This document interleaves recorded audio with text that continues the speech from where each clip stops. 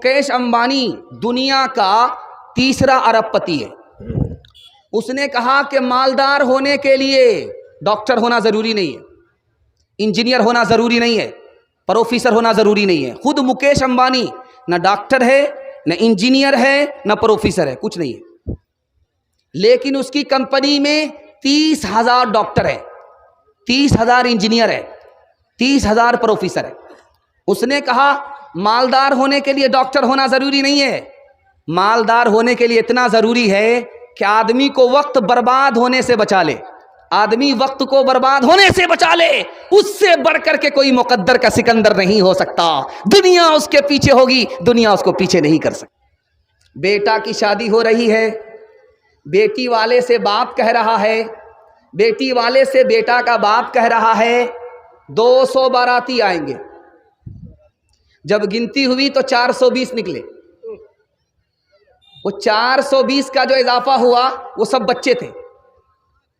तो अब बेटी वाले ने कहा कि आपने कहा था 200, यहाँ आप 420 लेकर के आए। कहा वो बच्चे, तो क्या ये बच्चे बिन बाप के हैं? आपने 200 का इजाफा कर दिया, 420। खिलाना था तो अपने घर पर बिठा करके खिलाते। हलवाई की दुकान, नाना जी का फातिहा। ध्यान से रखिएगा, आज शादी इतनी महंगी हो चुकी है, इतनी महंगी हो चुकी है कि अब कुछ और हो रहा है। मुसलमान लड़का गैर मुस्लिम को लेकर के भाग नहीं रहा है, गैर मुस्लिम लड़का मुसलमान लड़की को लेकर के भाग नहीं रहा है, बल्कि मुसलमान लड़की गैर मुस्लिम को लेकर के भाग रही है। जानते हैं एक साल में कितनी मुसलमान की लड़की गैर मुस्लिम लड़के को लेकर के भागी? 3 लाख की तादाद। जानते हैं क्यों? उसकी वजह यह है, गरीब बच्चों के लिए जवानी के दहलीज पर पहुंचने के बाद रिश्ता बगैर पैसे के नहीं आ रहा है। अब उसने गलती किया कि जो मिला उसके साथ भाग गई। अब जानते कितना बड़ा नुकसान हुआ? आबरू अलग गई, ईमान अलग गया, बाप भी जिम्मेदार, ये समाज भी गुनहगार। आज जो मुसलमान पैसे वाले हैं वो कुत्ता पालते हैं, गरीब को नहीं पालते।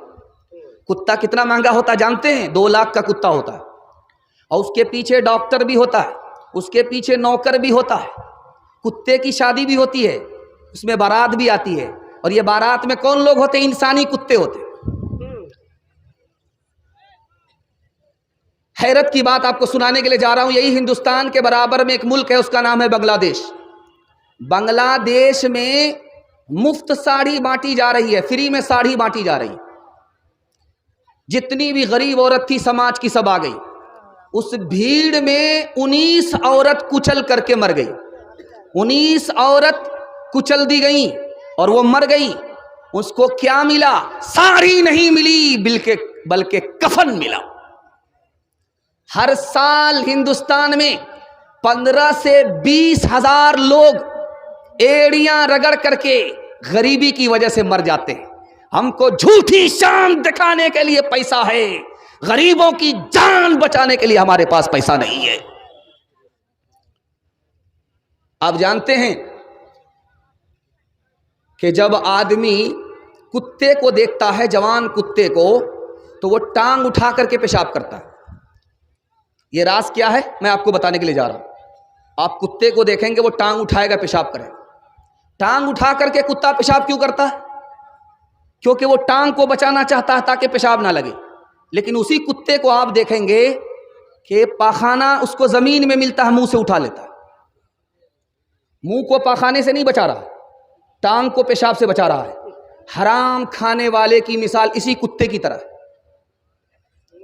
जो बेटा को बेचते हैं, बेटी वाले से पैसा लेते हैं, ये रिश्वत खाने वाले लोग, हराम खाने वाले लोग कुत्ते की तरह होते हैं। ये पेशाब से, पखाना से अपने कपड़े को, बदन को बचाते हैं, लेकिन बेटे के मुतालबे पर जो पैसा मिलता है ये हराम, ये पेशाब पखाने से बदतर है, इसको हलक के नीचे उतार रहे हैं। इंसाफ से बताइए, ये पैसा किसको मिला? बेटी दामाद को। ये गाड़ी किसको मिली? बेटी दामाद को। ये सामान किसको मिला? बेटी दामाद को। इस बानर बाप को क्या मिला? नाना की हुंडी। ये दूसरे की दुनिया बना रहा है, अपनी आखिरत बर्बाद कर रहा है। ایک مثال ہے، پیغام کو ختم کر رہا ہوں، دھیان سے سنیے گا. حلال کمائیے، حساب سے خرچ کیجئے. میں گارنٹی لیتا ہوں اللہ جو دے دے گا آپ کو دنیا نہیں دے سکتی. مالا مال کر دے گا، کسی کا محتاج نہیں رکھے گا. ایک مثال پر، اس ہندوستان کا ایک بادشاہ گزرا ہے، اس کا نام تھا ناصر الدین محمود. اس کی تاریخ میں آپ کے سامنے رکھنے کے لیے جا رہا ہوں. اس سے پہلے ایک بات مولانا علی میاں ندوی رحمۃ اللہ علیہ، اسی ہندوستان کے عالم دین ہیں، ان کے حوالے سے سنا رہا ہوں. دعا کیجیے اللہ ان کی قبر کو نور سے بھر دے. ان کے پاس ایک باپ کی بیٹی کے باپ کا خط آیا. اس خط میں لکھا ہوا تھا، حضور مجھ کو اجازت دے دیے، میں زہر پی کر کے مرنا چاہتا ہوں. ارے اللہ کا بندہ، زہر پی کر کے کیوں مرنا چاہ رہے ہو؟ کہ مجھ کو 4 بیٹی ہے اور گاڑی کا مطالبہ ہے، سامان کا مطالبہ ہے، پیسے کا مطالبہ ہے. ایک بیٹی رہے تو پورا کرے مطالبہ، 4 بیٹی کا مطالبہ میں کہاں سے پورا کروں گا؟ بھیک بھی مانگ کر کے لاؤں گا تب بھی مطالبہ پورا نہیں ہوگا. مجھ کو اجازت دے دیجئے، اس ذلت سے مر جانا اچھا ہے جس میں سماج آنکھ کے باوجود بھی اندھا ہے، زبان کے باوجود بھی گونگا ہے، پیسہ ہونے کے باوجود بھی غریب ہے، لالچی ہے، کنگال ہے، غریب کو لوٹ کر کے امیر بننا چاہتا ہے. خدا کے واسطے یہ ظلم مت کیجئے. ہاتھ اٹھا کر کے ایک وعدہ دے دیجئے کہ انشاءاللہ اپنے بیٹے کی شادی فری میں نہیں کریں گے. ہاتھ اٹھائیں. تیرے صوفے ہیں افرنگی، تیرے قالی ہے ایرانی، لہو مجھ کو رلاتی ہے جوانوں کی تناسانی.